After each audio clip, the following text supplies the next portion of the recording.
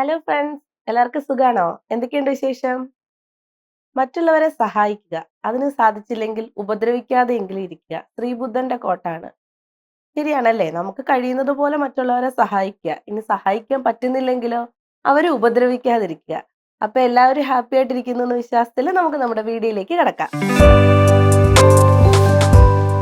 ഇന്നത്തെ നമ്മുടെ topic complications of PCOD. PCOD കൊണ്ടുണ്ടാകാവുന്ന ബുദ്ധിമുട്ടുകൾ എന്തൊക്കെയാണെന്ന് നോക്കാം.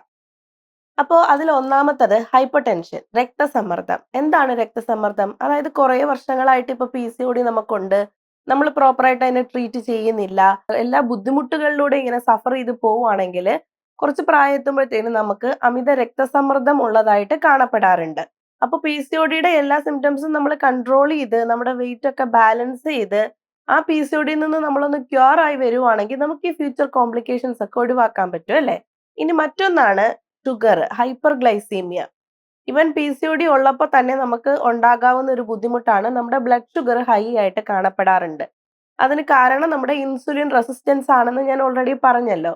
അപ്പൊ ഇത് കണ്ടിന്യൂ ചെയ്ത് നമുക്ക് ഭാവിയിലും ഭയങ്കരമായിട്ട് ഷുഗർ നമുക്ക് കൺട്രോളിൽ വരാതെയും ഹൈപ്പർഗ്ലൈസീമിയ എത്തുകയും അതിന്റെ ഫ്യൂച്ചർ കോംപ്ലിക്കേഷൻസിലോട്ടൊക്കെ പോവുകയും ചെയ്യുന്നു. അപ്പൊ PCOD ഉള്ളവർ പ്രത്യേകം ഡയറ്റിലായാലും മെഡിക്കേഷനിലായാലും ശ്രദ്ധിക്കേണ്ടതാണ് നമ്മുടെ ബ്ലഡ് ഷുഗർ കൺട്രോളിൽ വെക്കുക എന്നുള്ളത്.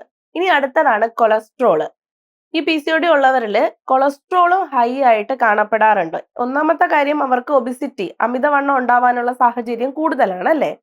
അപ്പൊ അങ്ങനെയുള്ളവരിൽ പിന്നെ ഇവർക്ക് ഫുഡ് ക്രേവിങ്സും കുറച്ച് കൂടുതലായിരിക്കും.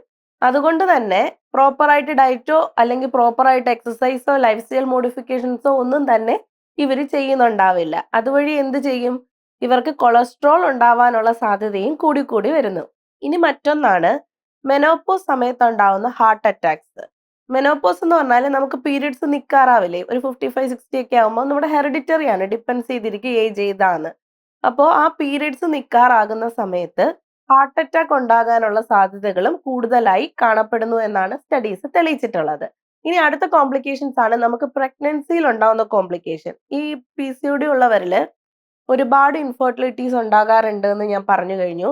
അപ്പൊ നമ്മൾ ഒരുപാട് ട്രീറ്റ്മെന്റ് മെത്തേഡ്സ് ഒക്കെ നോക്കിയിട്ടായിരിക്കും ഒന്നുകിൽ ഓവലേഷൻ ഇൻഡക്ഷനോ അല്ലെങ്കിൽ മറ്റെന്തെങ്കിലും ട്രീറ്റ്മെന്റ് മെഷേഴ്സ് ഒക്കെ നോക്കി കൺസീവ് ആകാൻ ബുദ്ധിമുട്ടുള്ളവര് കൺസീവ് ആകുന്നു. ഇനി കൺസീവ് ആയാൽ തന്നെയോ PCOD ചില പ്രശ്നങ്ങൾ ഉണ്ടാക്കുന്നു. അതിലൊന്നാണ് പ്രിമച്വർ ലേബർ. അതായത് മാസം തികയാതെ തന്നെ ഇവർക്ക് വേദന വരികയും ഇവര് നേരത്തെ തന്നെ മാസം തികയാതെ പ്രസവിക്കുകയും ചെയ്യുന്നു. അതുമൂലം പ്രീടേം ഡെലിവറിയുടെ എല്ലാ കോംപ്ലിക്കേഷൻസും ഇവർ ഫേസ് ചെയ്യേണ്ടതായിട്ട് വരുന്നുണ്ട്. ഇനി മറ്റൊന്നാണ് മിസ്കാരേജ് ഉണ്ടാകാനുള്ള സാധ്യത PCOD ഉള്ളവരിൽ വളരെയധികം കൂടുതലാണ്. അതായത് ഇപ്പൊ കൺസീവ് ആയാൽ തന്നെയും അവർക്ക് അബോഷൻ, ഇങ്ങനെ റിപ്പീറ്റ് ആയിട്ട് അബോഷൻസ് വരാനുള്ള സാധ്യത എല്ലാവർക്കും ഉണ്ടെന്നല്ല, പക്ഷെ സാധ്യതകൾ ഉണ്ട്. PCOD ഉള്ളവരിൽ മിസ്കാരേജ് കൂടുതലായി കാണപ്പെടാനുള്ള സാധ്യതയുണ്ട്. ഇനി മറ്റൊന്നാണ് പ്രീ എക്ലാംസിയ, എക്ലാംസിയ എന്നൊക്കെ പറയും. അതായത് പ്രഗ്നൻസിയിൽ ഉണ്ടാകുന്ന ഒരു മെഡിക്കൽ എമർജൻസി അല്ലെങ്കിൽ ഒബ്സ്റ്റട്രിക്കൽ എമർജൻസിയാണ് പ്രീ എക്ലാംസിയ, എക്ലാംസിയ എന്നൊക്കെ പറയുന്നത്.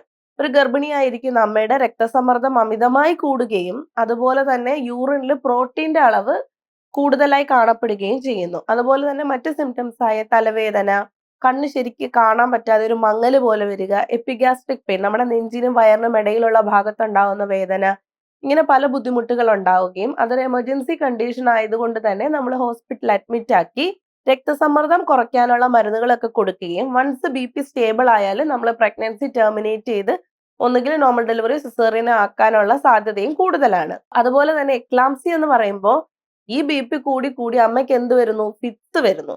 അത് വളരെയധികം സീരിയസ് ആയിട്ടുള്ള കണ്ടീഷനാണ്. അമ്മയ്ക്കും കുഞ്ഞിനും ഒരേപോലെ ജീവന് തന്നെ ആപത്തുണ്ടാകുന്ന ഒരു കണ്ടീഷനാണ് ഈ പ്രീ എക്ലാംസി, എക്ലാംസി എന്നൊക്കെ പറയുന്നത്. അപ്പൊ PCOD ഉള്ളവർ പ്രത്യേകം അവരുടെ BP ഒക്കെ മോണിറ്റർ ചെയ്യാനും കറക്റ്റ് ആയിട്ട് ഫോളോ അപ്പിന് പോകാനും ഒക്കെ ശ്രദ്ധിക്കേണ്ടത് അത്യാവശ്യമാണ്. ഇതൊക്കെയാണ് PCOD കൊണ്ടുണ്ടായേക്കാവുന്ന കോംപ്ലിക്കേഷൻസ്.